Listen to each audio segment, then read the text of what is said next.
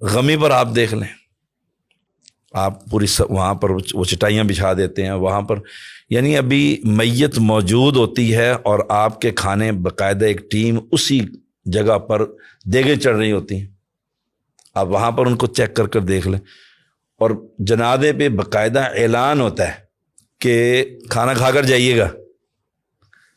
اور ابن ابی شیبہ کی روایت ہے، صحابہ فرماتے ہیں کہ ہم میت کے گھر کھانا کھانے کو نوحہ تصور کرتے تھے، اور نوحہ کرنے والی کو گندک کا لباس پہنایا جائے گا۔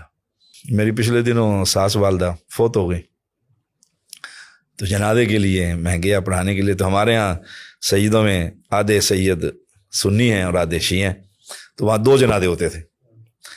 میں نے کہا جنازہ ایک ہی ہوگا اور میں جنازہ پڑھاؤں گا۔ انہوں نے کہا ہمارا زیدی پڑھائے گا، ہم پڑھیں گے۔ تشیع کہنے لگے ہم ان کے پیچھے پڑھیں گے۔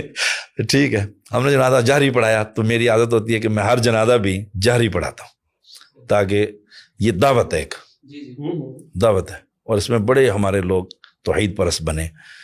میں نے جنازے کے بعد نا اعلان کر دیا کہ کھانا شرعاً جائز نہیں ہے، یہ کوئی مسلمانوں کا کام نہیں ہے، رسول اللہ صلی اللہ علیہ وسلم کا دین اس کی اجازت نہیں دیتا، تو کھانا بالکل گھر میں نہیں ہوگا۔ شام تک ہمارے لوگ جو بیٹھے ہوئے تھے، بارش، وہ رسا، ان کے بیٹے، ایک آدمی بھی ملاقات کے لیے نہیں آیا کہ دعائے خیر کرائیں، سب وہیں جنازے سے چلے گئے، کہتے جی کھانا ہی نہیں ہے تو کیا کرنا جا کے وہاں پر۔ وہ دعا کرنے کے لیے نہیں آتے، یہ بات ثابت ہوئی۔ اور میرے ہم زلف نے کہا کہ شاہ صاحب کوئی بندہ نہیں آیا، سارے آپ نے بھگا دیے ہیں۔ میں نے کہا نہیں، میں نے تو نہیں بھگایا، میں نے تو کہا آئیں لیکن یہ کھانا نہیں ہے۔ اور 3 دن تک وہی جو انتہائی قریبی لوگ تھے 1-2 دفعہ آئے، میں نے کہا یہ رسول اللہ کی سنت۔ ہمارے مدیر تھے شیخ، سعودیہ میں آپ جاتے رہتے ہیں ماشاءاللہ، تو ریاض میں، تو ان کے والد فوت ہو گئے، قبرستان میں دفنا گئے۔ وہ کہنے لگے بھی جس نے مجھے ملنا ہے نا یہیں پر مل لو، تعزیت کر لو بس، اور اگر کوئی رہ گیا ہے تو میرا پیغام ہے، میرے گھر کوئی نہ ہے، میں مسجد میں فنا میں 5 وقت نماز پڑھتا ہوں، مسجد میں آئے مجھے وہیں آ کر ملاقات کر۔ صاحب کہاں دیکھو نا، وہ جو حدیث آتی ہے عبداللہ رضی اللہ عنہ کے شہادت پر کہ جابر کے گھر کھانا پہنچاؤ۔ اب سنت کیا ہے؟ کیوں؟ میت نے ان کو مشغول کر دی ہے۔ آج میت کتنی دیر مشغول کرتی ہے؟